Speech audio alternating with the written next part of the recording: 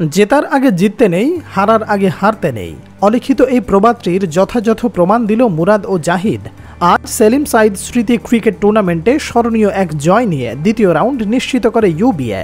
তাদের জয়টি ছিল অপ্রত্যাশিত ও অবিশ্বাস্য, বলা যায় এখন পর্যন্ত টুর্নামেন্টে সেরা একটি ম্যাচ। দর্শক, এবার চলুন দেখে নেওয়া যাক কেন ইউবিএর জয়কে অপ্রত্যাশিত ও অবিশ্বাস্য বলা হয়েছে। জিনিয়াস ক্রিকেট একাডেমির দেয়া ১৫৫ রানের টার্গেটে ব্যাট করতে এসে ৬৫ রানে ৭ উইকেট হারিয়ে ম্যাচ থেকে এক প্রকার ছিটকে যায় টিম ইউবিএ। ম্যাচের এই অবস্থায় স্বয়ং টিম অফিসিয়ালও পরাজয় সময়ের আগে মেনে নিয়েছেন, কারণ শেষ ৩ উইকেটে জয়ের জন্য প্রয়োজন ৯০ রান, যা এক প্রকার অসম্ভব।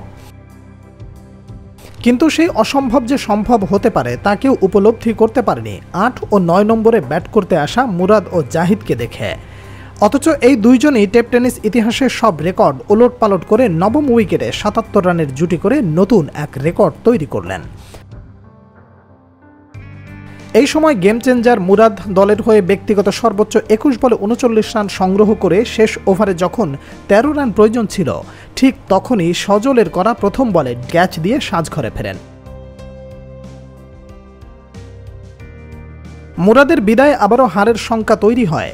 অবশ্য সেই শঙ্কা উড়িয়ে দিয়ে ২ ছক্কা হাঁকিয়ে দলের জয় নিশ্চিত করে ৩৬ রানে অপরাজিত থেকে মাঠ ছাড়েন ম্যাচ সেরা অলরাউন্ডার জাহিদ। জিনিয়াসের হয়ে আবির স্বীকার করেন সর্বোচ্চ ৩ উইকেট।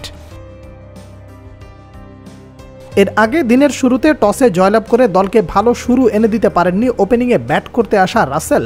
অবশ্য এই ব্যাটার ১ রানে ফিরলে ৩১ রানের ইনিংস খেলেন আরেক ওপেনার পারভেজ।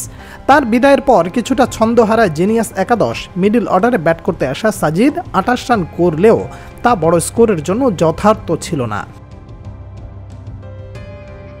দায়িত্ব অর্পিত হয় সদ্য বাবা হওয়া অলরাউন্ডার সজলের উপর। এই ব্যাটার নিজের উপর অর্পিত দায়িত্ব পালন করেন শতভাগ।